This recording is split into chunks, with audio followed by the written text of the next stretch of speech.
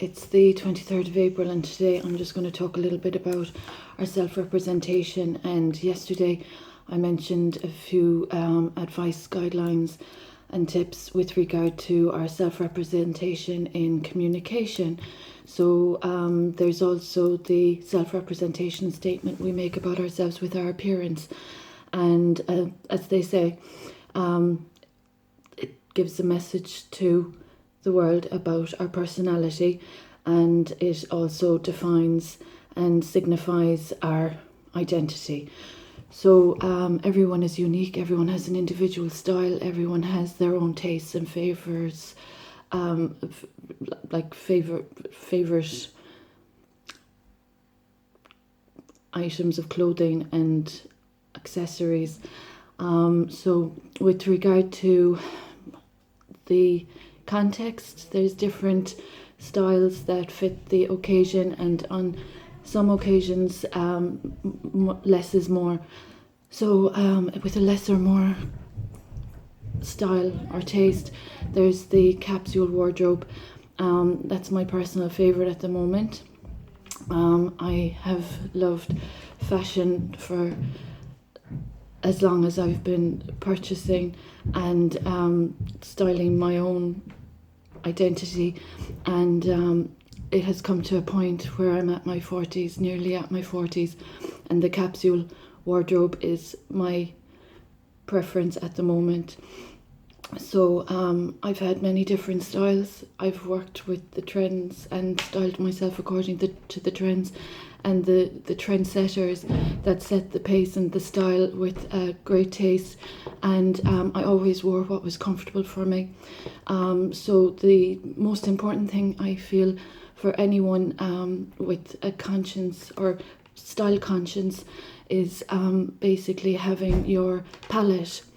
So having your palette accurate and correct is always helpful, so that it fits your tone and your colour scheme, and it also accentuates your features and flatters your figure. So sometimes what you see isn't always suitable for what you style yourself as. Sometimes what is as a setting trend mightn't suit your disposition or personality or your figure favourably. So really it's just sometimes a trial and error, and what fits best and what feels most comfortable. And that's the most important aspect also, is to wear what's comfortable for you and not to fall prey to the trend setting that you see in the fashion magazines. A unique style is easily attainable and is actually more flattering when it suits your personality and the occasion, and as I said, your palette of colouring and your figure. So those are all little things to bear in mind and to consider when you want to look and present your best self.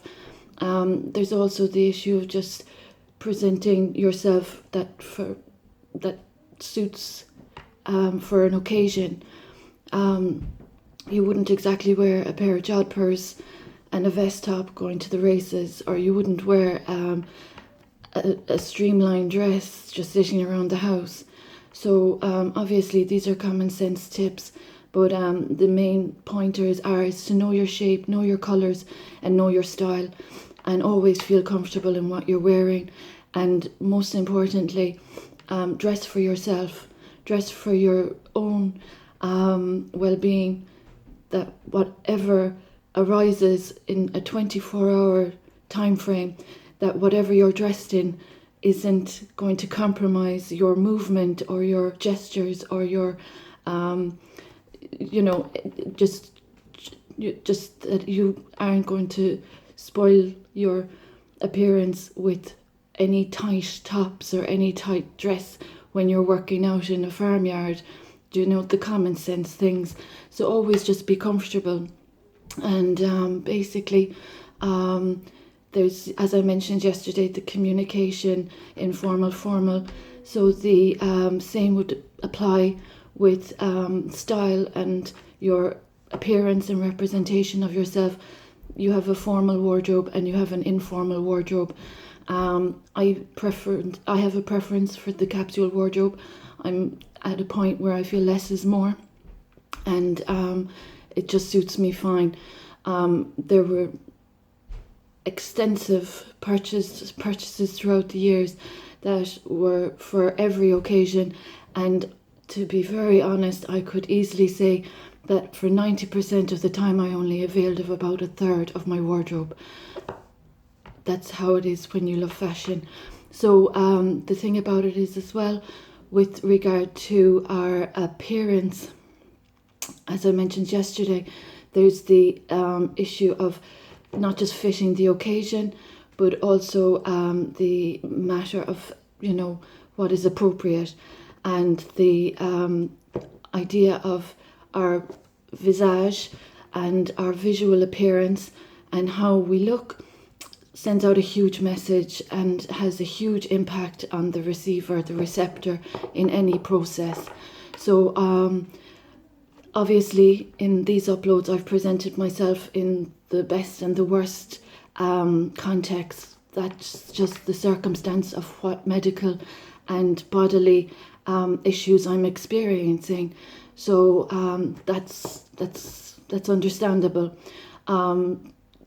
The matter with knowing your palette and having, your own style also affects your choice of maquillage, your makeup, how you choose to paint your face as such. Do you know what I mean? So some people like au naturel, some people are just don't have a need for makeup. Some people don't respect makeup at all.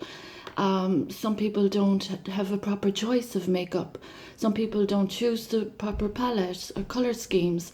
Some people are in a phase that is outdated. Some people are more postmodern. So everyone is different. But, there's always the proper guidelines in the fashion magazines and the style magazines. So there's always great advice. So just basically dress for comfort, know your figure, know your style, have your own preference about how you choose to present yourself, and make sure it's fitting for any occasion that is of importance.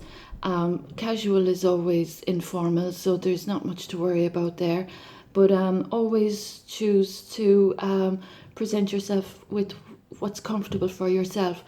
You're not going to be very comfortable sitting in an interview or sitting around the house in anything that's awkward and tight, or just you dress for comfort.